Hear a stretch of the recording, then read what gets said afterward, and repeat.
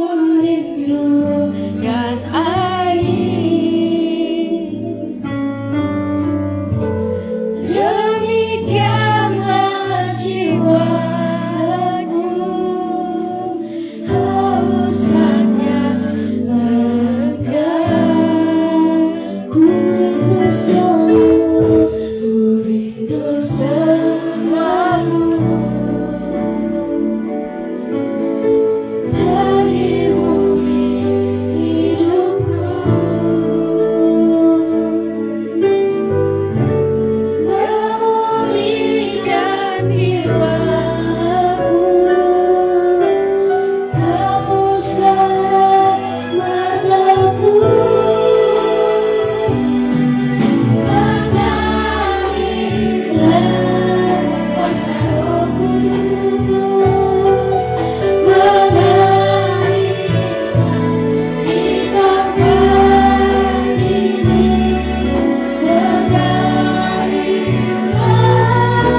ini, mengalirlah Roh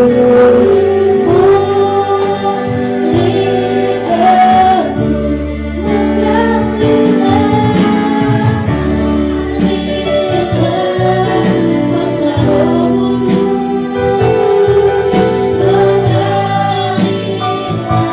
pulihkanku,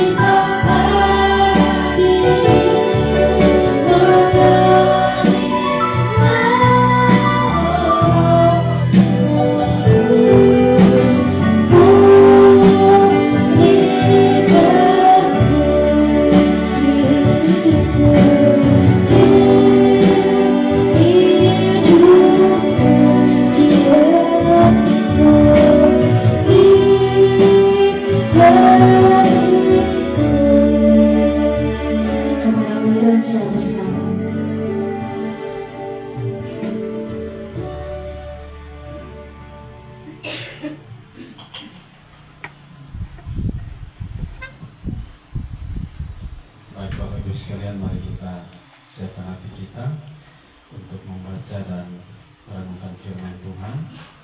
Mari sebelumnya kita berdoa dan kita mohon pimpinan dari Kudus. Mari kita berdoa.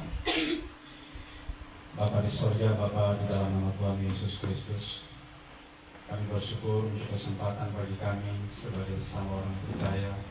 Kami boleh bersekutu, beribadah, memuji dan memuliakan Tuhan, bersaksi tentang kasih dan kebaikan Tuhan yang boleh kami alami dalam kehidupan kami.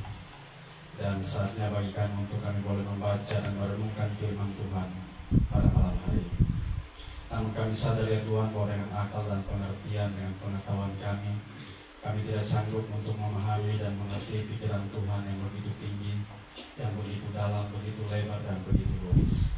Selain daripada kuasa Roh Kudus sendiri yang adalah Roh Allah, yang boleh menolong kami semua untuk kami bisa memahami dan mengerti akan kebenaran firman.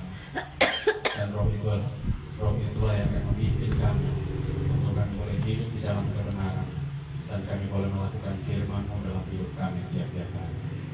Berkatilah hamba-Mu yang akan menyampaikan firman, biarlah Kau sendiri akan merapi setiap kata-kata dan kalimat yang akan kami sampaikan. Biarlah yang kami sampaikan bukan menurut kemampuan dan kekuatan kami, tetapi biarlah Roh Kudus-Mu sendiri boleh menaruh kuasa-Mu atas setiap kata-kata dan kalimat yang kami sampaikan, supaya firman Tuhan boleh mendapat tempat yang layak di hati kami, dan kiranya firman Tuhan berkuasa untuk mengubah kehidupan kami, dan kami menjadi saksi-Mu di tengah-tengah dunia ini. Berkatilah anak-anak-Mu yang mempersiapkan diri untuk menyambut firman Tuhan malam ini. Biarlah Roh Kudus-Mu sendiri yang boleh mengenyangkan jiwa mereka dengan firman Tuhan yang akan kami baca dan kami renungkan pada malam. Di dalam nama Tuhan Yesus Kristus kami berdoa dan kami taklukkan segala kuasa setan.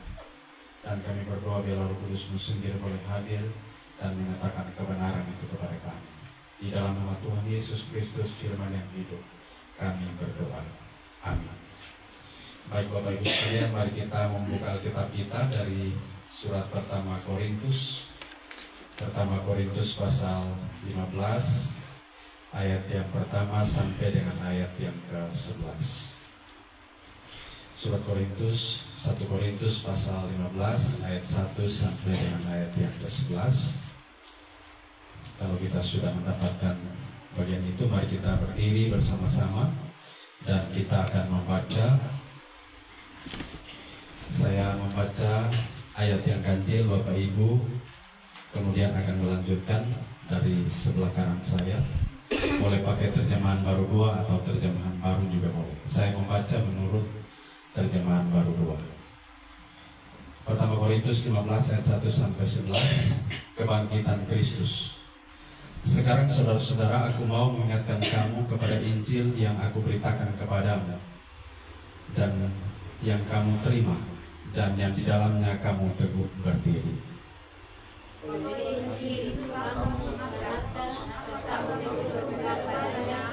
Seperti telah berkatakan kepadamu, kecuali kalau kamu tidak sia-sia saja menjadi percaya. Sebab yang sangat penting telah kusampaikan kepadamu, yaitu apa yang telah kuterima sendiri, ialah bahwa Kristus telah mati karena dosa-dosa kita, sesuai dengan kitab suci.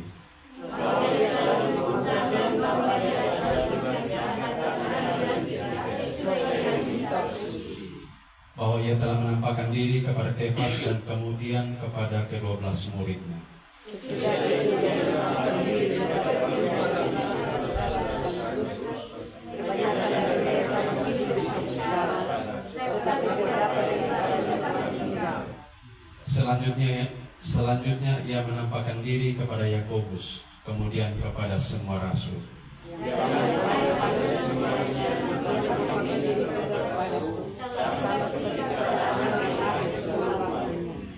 Sebab akulah yang paling hina dari semua rasul, bahkan tidak layak disebut rasul, karena aku telah menganiaya jemaat Allah.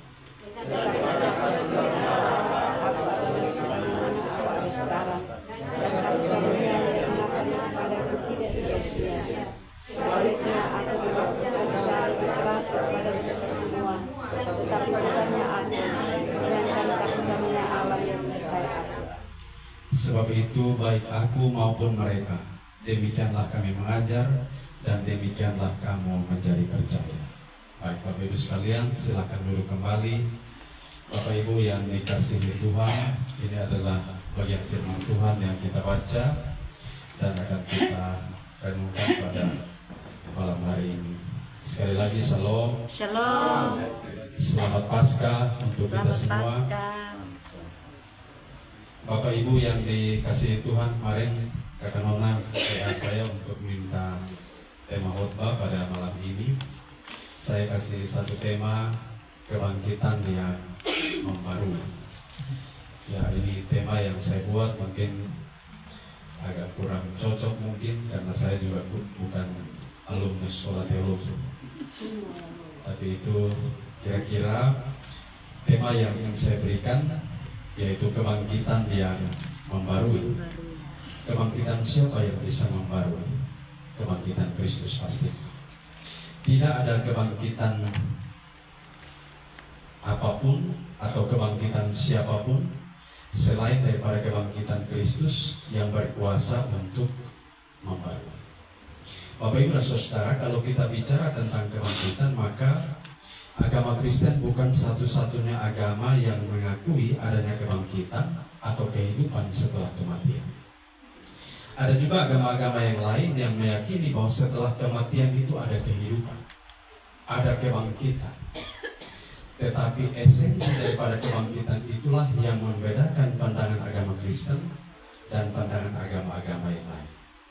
Sekalipun agama-agama itu memiliki pemahaman bahwa ada kehidupan setelah kematian, ada kebangkitan, tetapi esensi daripada kebangkitan itulah yang membedakan antara pandangan orang Kristen dan pandangan agama-agama yang lain terhadap kebangkitan itu sendiri. Misalnya agama kuno, orang-orang Kanaan yang menyembah Baal, mereka melihat kebangkitan itu dari perspektif mitologi. Bagi orang-orang Kanaan yang menyembah Baal, mereka memiliki satu peribadahan tahunan yang mereka rayakan dalam bentuk musim. Dan musim itulah yang mereka yakini sebagai mati dan hidupnya ilah yang mereka sembah. Jadi musim hujan atau musim subur itu mereka meyakini sebagai kehidupan dari sang ilah. Sedangkan musim tanus atau musim kekeringan itu mereka yakini sebagai kematian dari sang ilah. Jadi ilah itu mati ketika musim kering atau musim tanus, dan ilah itu akan hidup ketika musim hujan atau musim subur. Nah, itu pandangan agama orang Kanaan. Orang Yunani juga memiliki pandangan sendiri tentang kebangkitan. Di dalam pemikiran orang Yunani yang dipengaruhi oleh para filsuf seperti Socrates, Plato, dan Aristoteles, mereka juga meyakini bahwa ada kehidupan setelah kematian. Jiwa itu memiliki kehidupan yang sejati. Saatnya nanti jiwa itu akan keluar dari tubuh dan akan masuk ke dalam kehidupan yang sejati. Tetapi di dalam pandangan orang Yahudi, hanya jiwa saja yang dibangkitkan, tidak dengan tubuh. Tubuh bagi orang Yunani, Bapak Ibu dan Saudara, tubuh itu menjadi seperti satu neraka atau satu kungkungan bagi jiwa. Dan karena itu mereka meyakini bahwa saatnya nanti, ini mereka, keyakinan mereka ini adalah eskatologis, pengharapan masa depan. Mereka meyakini bahwa saatnya nanti tubuh itu akan keluar dari jiwa. Jiwa itu akan hidup, masuk ke dalam kehidupan yang sejati. Tetapi tubuh itu akan mati, karena tubuh itu fana. Nah, kemudian di dalam pandangan orang Yahudi juga khususnya kaum Farisi, mereka juga meyakini bahwa akan ada kebangkitan tubuh. Nah, ini orang Yahudi dengan orang Yunani beda. Yunani tidak mengakui kebangkitan tubuh, orang Farisi itu mengakui kebangkitan tubuh. Tetapi perbedaannya adalah di dalam pandangan orang Farisi, tubuh yang dibangkitkan itu adalah tubuh yang sama, yang seperti sekarang ini, tubuh yang sementara itu. Jadi bukan lagi tubuh yang diperbarui, atau di dalam konteks Alkitab oleh Paulus dikatakan tubuh yang mulia. Tetapi bagi orang Yahudi, tubuh yang bangkit itu tubuh yang sama seperti yang diciptakan itu. Nah, Bapak Ibu dan Saudara, lalu bagaimana dengan agama Kristen?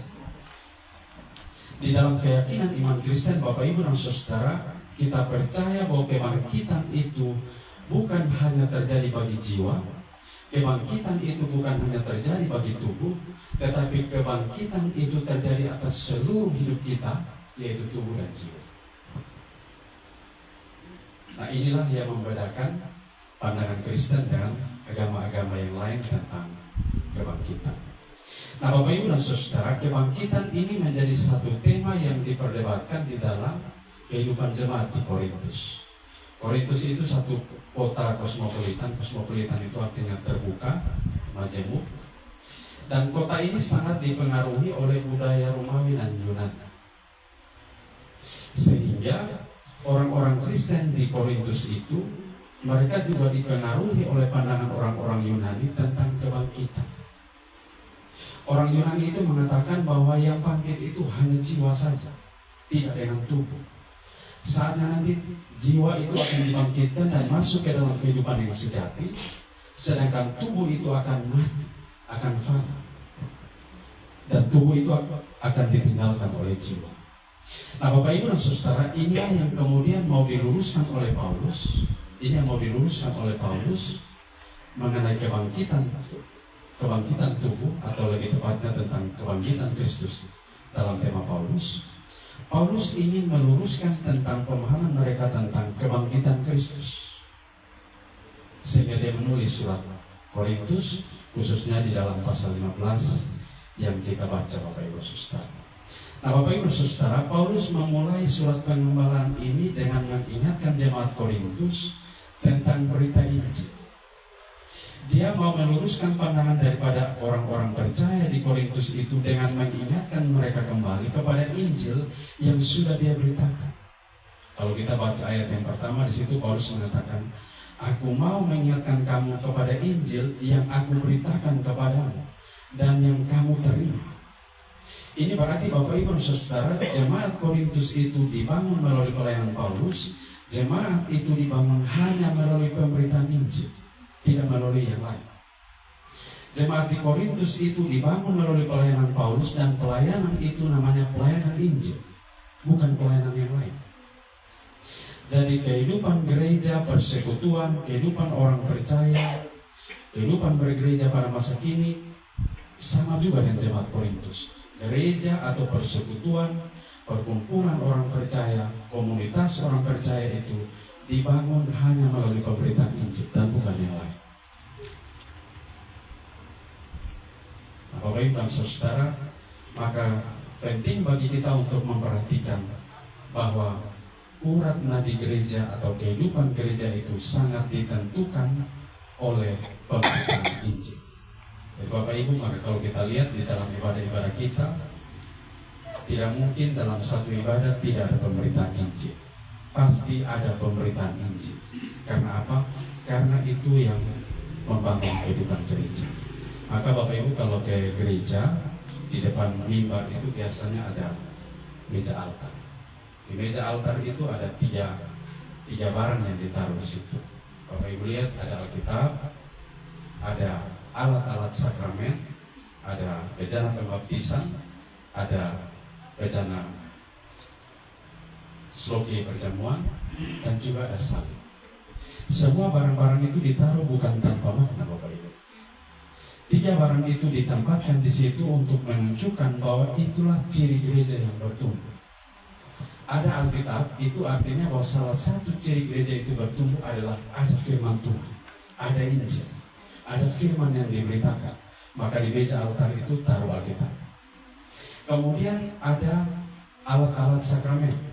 Itu untuk menunjukkan bahwa salah satu ciri gereja yang bertumbuh yang kedua itu adalah ada pelayanan sakramen, ada baptisan dan ada perjamuan kudus. Gereja yang bertumbuh itu harus menjalankan sakramen itu.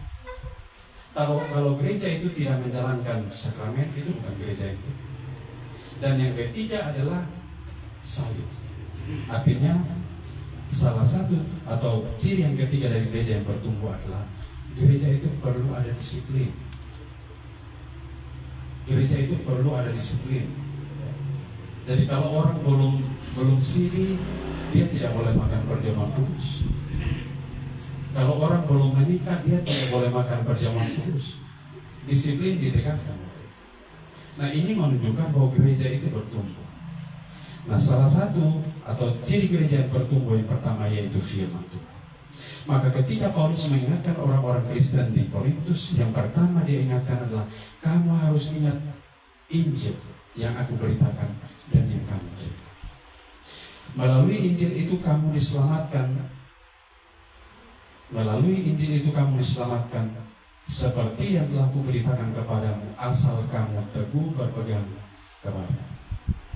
Bapak, Ibu, dan Saudara, Paulus mengingatkan mereka kepada berita Injil. Sangat penting untuk dia mengingatkan mereka kepada berita Injil. Karena apa? Karena berita Injil yang disampaikan oleh Paulus dan yang telah diterima oleh orang-orang Korintus atau jemaat-jemaat Kristen yang ada di Korintus, Injil itu menyelamatkan, Bapak Ibu. Injil yang diberitakan oleh Paulus dan yang telah diterima oleh orang Korintus itu, Injil itu menyelamatkan. Itu berarti bahwa Injil yang diberitakan oleh Paulus itu bukan sembarangan Injil, tetapi Injil itu ada kuasa. Maka kalau kita baca tulisan Paulus di dalam surat Roma, dia mengatakan Injil itu kekuatan Tuhan. Karena apa? Karena Injil itu ada kuasa. Kuasa untuk apa? Kuasa untuk menyelamatkan.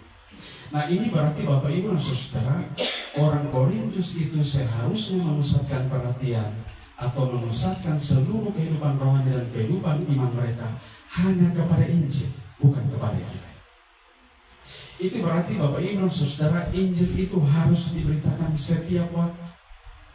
Tanggung jawab orang percaya untuk bukan hanya untuk menghidupi Injil, tetapi tanggung jawab orang percaya untuk memberitakan Injil. Karena apa? Karena Injil itu menyelamatkan.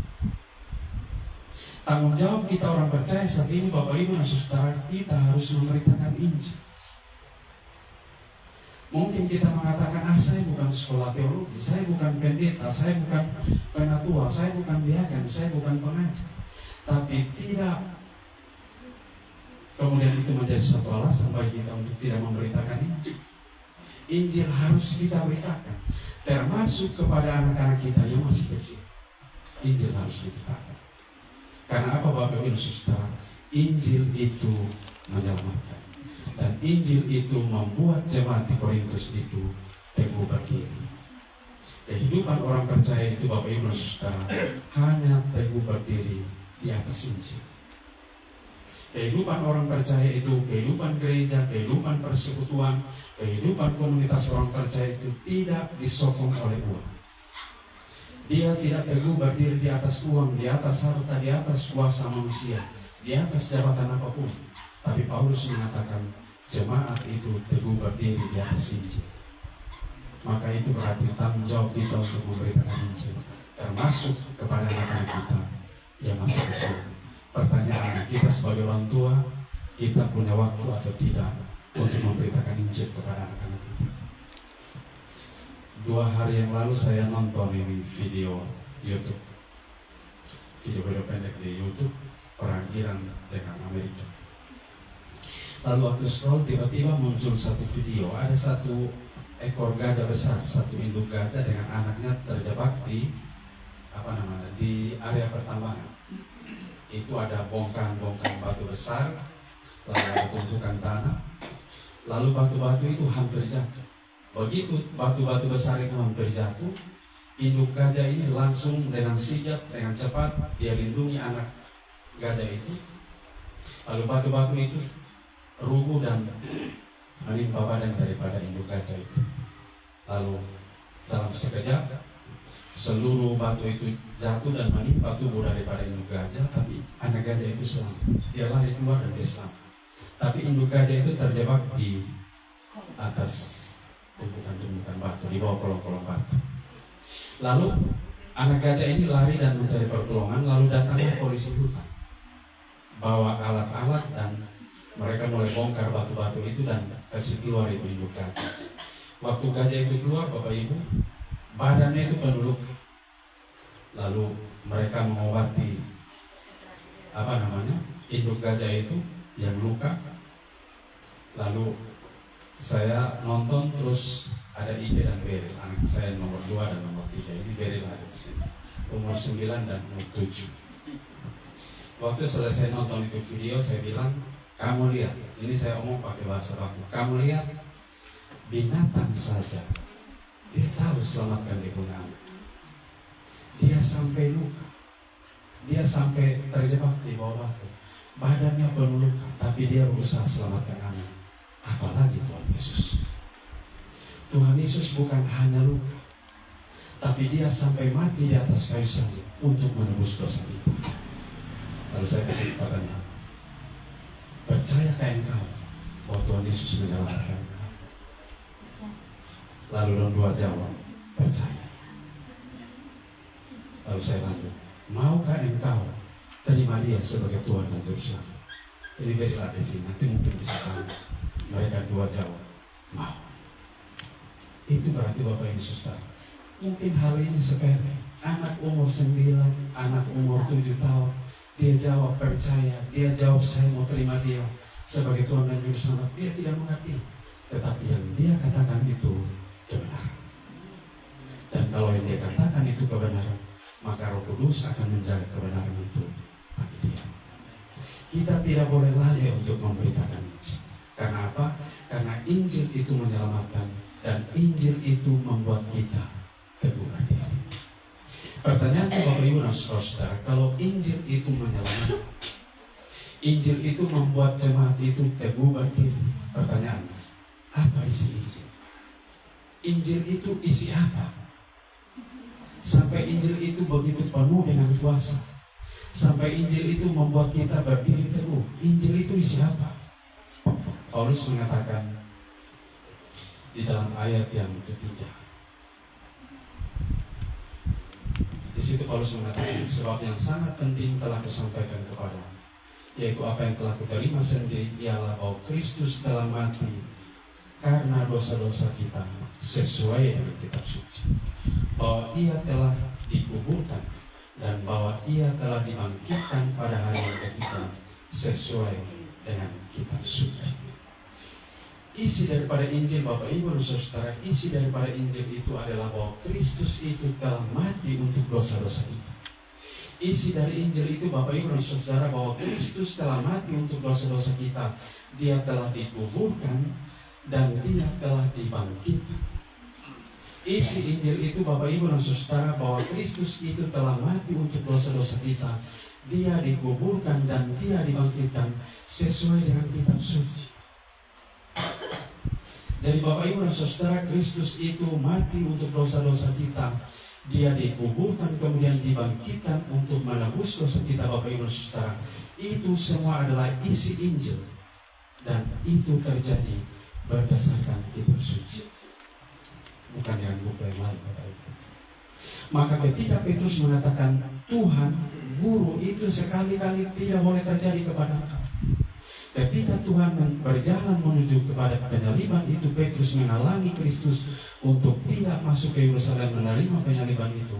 Tuhan Yesus mengatakan, enyahlah engkau iblis, karena engkau hanya memikirkan apa yang dipikirkan oleh manusia. Karena apa? Karena penyaliban itu terjadi menurut kitab suci. Bapak Ibu dan Saudara, seluruh nubuatan kitab suci tentang Kristus yang menderita itu harus digenapi. Bapak Ibu, kalau kita tulis buku saja, waktu siap-siap khotbah saja, jalan pi, jalan datang, kira-kira dapat kerangka yang bagus seperti apa? Khotbah hanya beberapa kalimat Bapak Ibu. Bapak Ibu bayangkan Alkitab yang sedemikian banyak kitab ini. Tapi kalau kita tekun membaca Alkitab, tidak ada satu ayat yang menentang ayat ini. Semua singkat. Berarti seluruh nubuatan kitab suci itu harus digenapi. Isi Injil itu Bapak Ibu dan Saudara, Kristus itu mati untuk dosa-dosa kita. Dia dikuburkan, tetapi dia bangkit sesuai dengan kitab suci. Bapak Ibu dan Saudara, itulah berita Injil. Kristus itu mati, Kristus dikuburkan, dan dia bangkit. Dan kita baru saja merayakan Paskah. Paskah itu Bapak Ibu dan Saudara dirayakan dengan berbagai macam fenomena dan kegiatan. Ada banyak pro kontra. Ada yang bilang ini kegiatan hura-hura, ini kegiatan menginjil. Banyak persepsi, banyak pendapat. Ada yang setuju, ada yang tidak setuju, ada yang memuji, ada yang hina-hina. Sampai sekarang nih, kalau Bapak Ibu ikuti Facebook, perdebatan belum selesai. Apakah perdebatan itu tidak penting? Mau bilang penting, penting. Dalam kondisi tertentu kita bisa bilang tidak penting.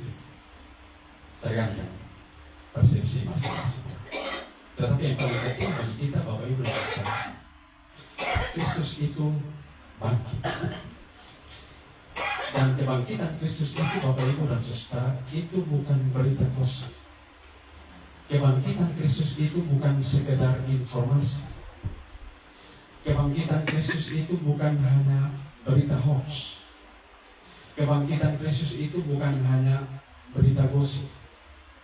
Bapak Ibu dan Saudara, kita Kota Kupang ini kan kota yang kecil sekali. Kalau terjadi sesuatu hal yang kecil, begitu naik di media sosial, apalagi dengan media sosial yang seperti begini terbuka, satu informasi yang demikian kecil yang terjadi di suatu tempat yang kita tidak tahu, dalam hitungan detik semua orang bisa tahu.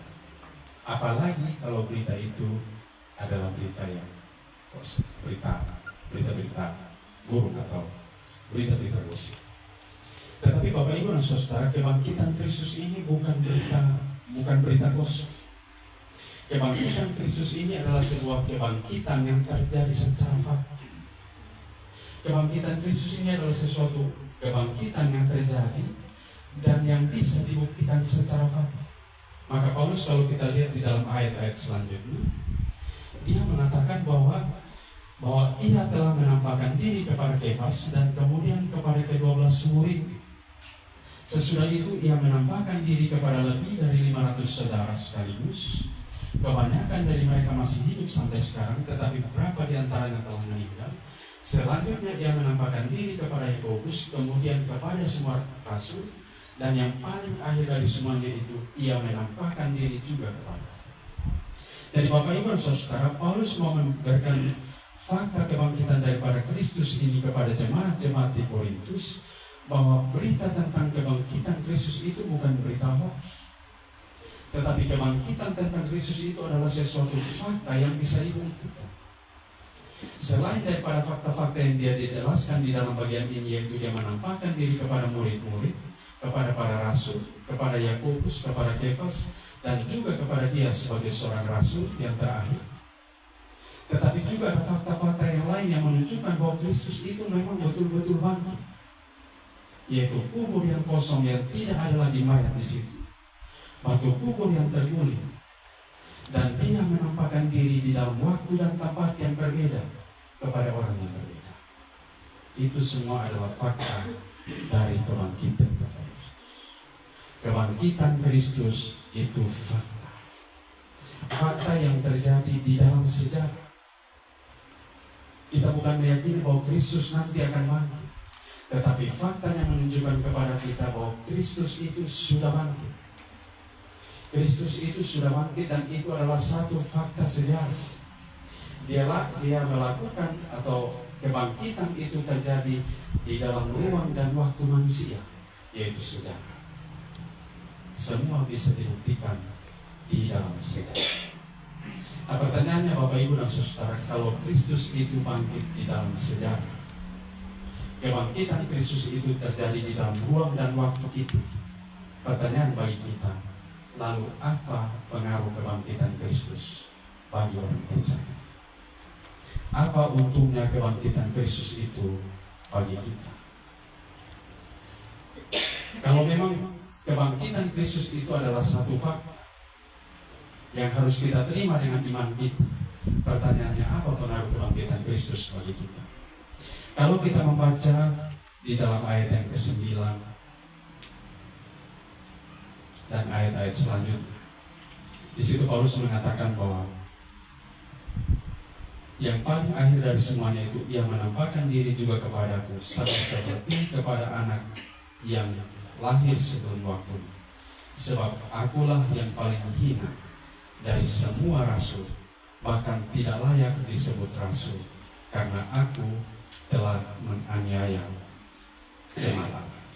Namun karena anugerah Allah, aku adalah sebagaimana aku ada sekarang, dan anugerah yang diberikannya kepadaku tidak sia-sia. Sebaliknya aku telah bekerja lebih keras daripada mereka semua, tetapi bukan aku, melainkan anugerah Allah yang menyertai aku. Sebab itu, baik aku maupun mereka, demikianlah kami mengajar, dan demikianlah. Kuasa kebangkitan Kristus itu adalah kuasa yang membarui, dan salah satu orang yang menjadi saksi dari kebangkitan Kristus dan yang kehidupannya dibaharui oleh kebangkitan Kristus itu adalah Paulus. Jadi Bapak Ibu dan Saudara, kebangkitan Kristus itu berbeda dengan kebangkitan yang lain. Bahkan kalau kita baca di dalam Alkitab, baik di dalam perjanjian lama maupun di dalam perjanjian baru, disaksikan kepada kita bahwa ada orang-orang yang pernah dibangkitkan, baik di dalam perjanjian lama maupun di dalam perjanjian baru. Tetapi dari semua kebangkitan-kebangkitan yang terjadi sebelum kebangkitan Kristus, semua kebangkitan-kebangkitan itu hanya terjadi kemudian mereka mati lagi, dan tidak ada kuasa yang bisa mengubahkan dari kebangkitan itu. Tetapi ketika kebangkitan Kristus itu terjadi, Bapak Ibu dan Saudara, Paulus bersaksi bahwa kebangkitan Kristus itu memiliki kuasa untuk mengubahkan kehidupan orang percaya, termasuk mengubahkan kehidupan Paulus. Bapak Ibu dan Saudara, bahkan Paulus dengan jelas dia menjelaskan di situ, dulu dia adalah penganiaya jemaat, dulu dia menentang kekristenan, tapi karena anugerah Allah dia ada sekarang sebagaimana dia itu karena anugerah Allah. Paulus mengalami pembaruan dari kebangkitan Kristus. Paulus mengalami pembaruan hidup melalui kuasa kebangkitan Kristus. Apa yang berubah dari Paulus? Yang pertama, apa yang diperbarui oleh kuasa kebangkitan Kristus dari kehidupan Paulus? paling tidak beberapa hal. Pertama, identitas Paulus itu diperbarui. Identitas Paulus itu diperbarui. Dulu dia adalah orang berdosa. Sekarang dia engkau. Karena apa? Karena kuasa kebangkitan. Kalau tidak ada kuasa kebangkitan, Paulus tetap orang berdosa dan bukan anak Allah. Tetapi karena ada kuasa kebangkitan di dalam kebangkitan Kristus, dan kuasa kebangkitan Kristus itu mampu untuk membarui kehidupan orang percaya termasuk Paulus, maka identitas Paulus itu diperbarui. Dia dulu adalah orang berdosa, tapi sekarang dia adalah anak Allah. Itu yang pertama. Yang kedua, kuasa kebangkitan Kristus itu membuat Paulus untuk tidak hidup di dalam masa lalu. Tetapi Paulus mampu untuk melepaskan diri dari masa lalu dia, dari seorang penganiaya jemaat, sehingga dia mengatakan di dalam surat Filipi, apa yang dulu kuanggap untung sekarang kuanggap sampah. Dia tidak menghidupi masa lalunya, dia tidak menghidupi kehidupan yang dulu. Dia membuang apa yang menjadi keuntungan bagi dia, bahkan dia menganggap yang untung dulu itu menjadi sampah. Bapak Ibu menganggap sesuatu yang berharga jadi sampah itu pergumulan berat, Bapak Ibu. Sekarang kalau ada satu emas beratnya 10 gram, harga emas sekarang itu kira-kira sudah hampir 3 juta. Kalau ada emas 10 gram, harga sekarang kira-kira 3 juta, berarti 30 juta. Lalu sekarang kita bilang itu sampah. Itu berbeda. Tapi Paulus mengatakan, apa yang kuanggap untung dulu, sekarang kuanggap sampah. Karena apa? Karena kuasa kebangkitan Kristus. Yang ketiga yang dialami oleh Paulus, arah hidup daripada Paulus itu diperbarui oleh kuasa kebangkitan Kristus. Arah hidupnya diperbarui. Lalu dia mengatakan, sekarang aku bekerja lebih keras daripada mereka semua, tetapi bukan aku, melainkan anugerah Allah yang menyertai. Arah hidup Paulus itu diperbarui. Kalau dulu dia hidup untuk dirinya sendiri, dulu dia mengerjakan segala sesuatu dengan motivasi untuk kepentingan diri, untuk kemuliaan diri, untuk mempertahankan tradisi dia sebagai seorang Farisi tulen. Tetapi ketika dia mengalami kuasa kebangkitan Kristus, Paulus mengatakan, aku hidup untuk Kristus. Arah hidupnya diperbarui. Maka kalau kita baca di dalam surat Roma, Bapak Ibu dan Saudara, Paulus mengatakan satu kalimat di sana yang sangat menarik.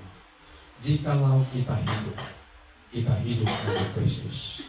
Jikalau kita mati untuk Kristus. Jadi baik hidup maupun mati, kita adalah milik Kristus. Kenapa Paulus memiliki pemikiran yang sedemikian rupa? Karena kuasa kebangkitan Kristus merubah arah hidup. Nah, Bapak Ibu dan Saudara, inilah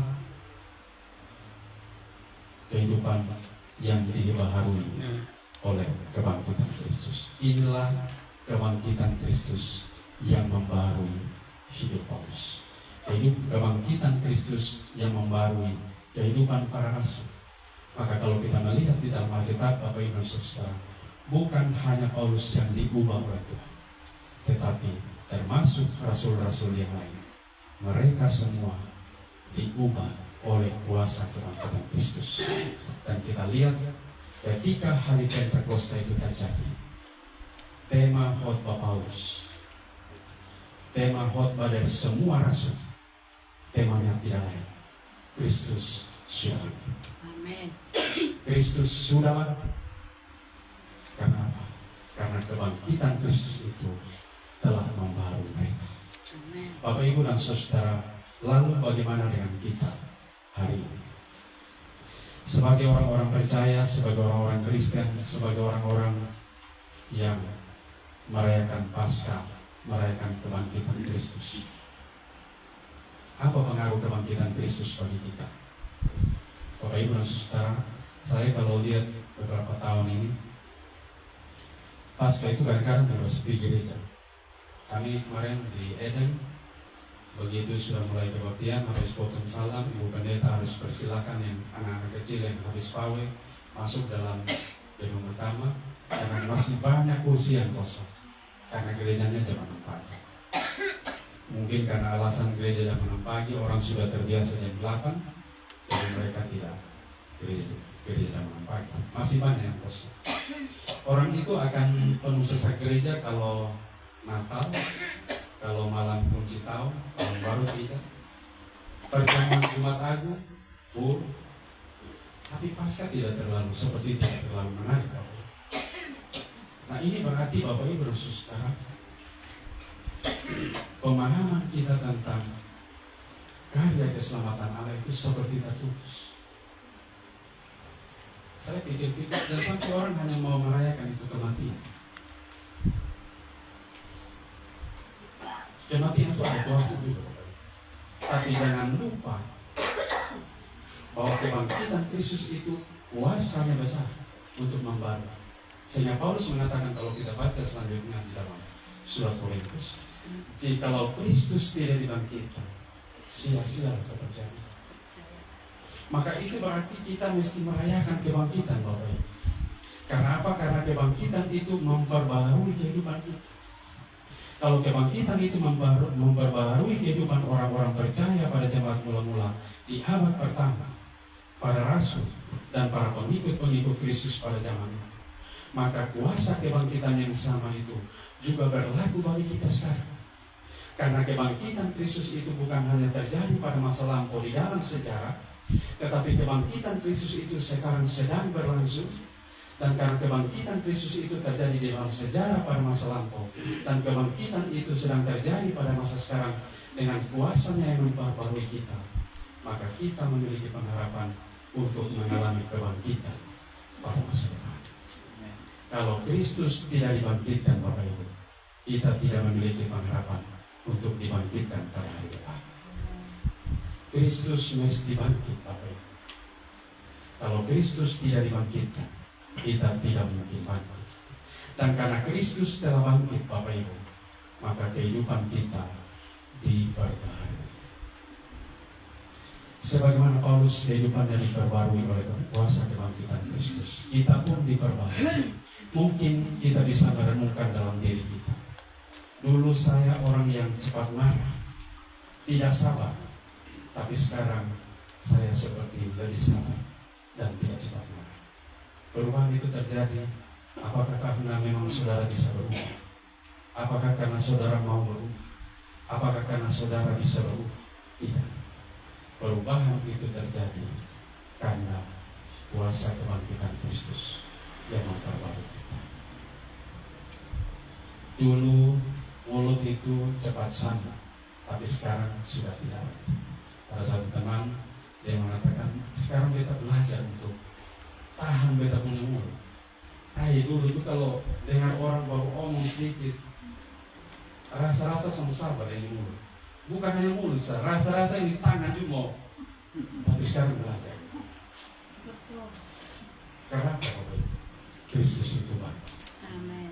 Kuasa kebangkitan Kristus itu memperbarui kita. Dia memperbarui identitas kita. Dulu kita itu orang jahat, Pak. Semua kita yang ada di sini termasuk saya. Kalau kita berlutut di hadapan Tuhan, kita ingat masa lalu kita itu jahat. Kadang-kadang ketika orang melakukan sesuatu kesalahan kepada kita dan kita sulit untuk mengampuni orang itu, maka Roh Kudus akan membawa kita untuk melihat kepada masa lalu. Kadang-kadang ketika kita sulit untuk mengampuni orang lain, Bapak Ibu dan Saudara, Roh Kudus akan membawa kita untuk melihat masa lalu. Dan ketika kita sampai kepada puncak masa lalu kita, Roh Kudus akan bilang, lu lihat, dulu lu begitu jahat, tapi beta lu. Bagaimana mungkin dia yang bersalah, lu tidak bisa ampuni. Dan pada sampai titik itu Bapak Ibu Saudara, maka Roh Kudus akan memberikan kemampuan. Roh Kudus memberi keberanian kepada kita untuk melepaskan pengampun. Karena apa? Karena kuasa kebangkitan Kristus itu memperbarui. apa yang mau diperbarui oleh kuasa kebangkitan Kristus di dalam hidup kita. Apa yang saudara rasa saudara masih perlu untuk dibarui. Mungkin itu sesuatu hal yang orang lain tidak tahu, tapi saudara merasa, Tuhan, ini hal yang beta masih tahu, beta mau diperbarui. Ingat, kuasa kebangkitan Kristus sanggup untuk membarui. Tidak peduli seberat apa kelemahan kita, tapi kuasa kebangkitan Kristus itu sanggup untuk membarui. Kristus bangkit, maka kita memiliki pengharapan untuk hari depan. Kita memiliki pengharapan untuk dibangkitkan sama seperti Kristus. Kristus itu hidup, dia bangkit, dia hidup, maka kita memiliki hari esok. Kalau dia bangkit dan memiliki hari esok, untuk apa kita takut hari esok? Bukankah sekarang ini kita penuh dengan banyak ketakutan Bapak Ibu? Kita harus jujur mengatakan, sekarang ini kita penuh dengan banyak ketakutan. Dunia begitu bergejolak dan berguncang. Kita penuh dengan ketakutan. Tapi satu berita mau disampaikan kepada kita. Kristus sudah bangkit. Kristus hidup. Dan karena dia hidup, kita memiliki hari esok. Dan kuasa itu membaharui hidup kita. Amin. Mari kita berdoa. Bapa di sorga, Bapa di dalam nama Tuhan Yesus Kristus, kami mengucap syukur dan terima kasih untuk firman Tuhan yang boleh kami baca dan kami renungkan pada hari ini. Kami berdoa ya Tuhan, biarlah firman Tuhan yang kami baca dan kami renungkan pada malam ini tidak berlalu dari kehidupan kami, tapi kiranya Roh Kudus-Mu sendiri boleh menyimpan firman-Mu di dalam hati kami. Roh Kudus menuntun dan memimpin kami, dan kiranya juga Roh Kudus menolong kami untuk kami pun boleh mengalami kuasa kebangkitan Kristus yang membarui hidup kami. Siapapun kami yang datang pada malam hari ini, kami punya banyak kelemahan. Kami punya banyak kejatuhan, kami punya masa lalu yang gelap, kami punya kehidupan yang pekat. Bahkan kami juga takut dengan hari esok yang ada di depan kami. Kami takut dengan banyak hal yang ada di depan kami. Tetapi firman Tuhan malam ini mengingatkan kami bahwa kuasa Kristus melalui kebangkitan mampu memperbarui kami. Kristus sudah bangkit, maka kami memiliki pengharapan untuk hari esok. Kami memiliki pengharapan untuk dibangkitkan sama seperti Kristus dibangkitkan. Biarlah berita kebangkitan ini memperbarui kehidupan kami. Pakai kami semua menjadi alat di dalam tangan kita, untuk kami boleh menjadi saksi di tengah-tengah dunia ini, di mana saja kami berada. Kami boleh dengan berani bersaksi tentang kuasa kebangkitan Kristus melalui setiap tugasan tanggung jawab, karya pelayanan kami, melalui seluruh hidup kami. Biarlah kami semua diberkati oleh Tuhan. Kami akan memberikan persembahan kami, biar Kau memberkati semua persembahan yang kami siapkan. Teristimewa hati kami, hidup kami, tubuh kami, yang kami mau persembahkan untuk Tuhan. Di dalam nama Tuhan Yesus Kristus, kami berdoa dan bersyukur kepada Bapa di sorga. Amin.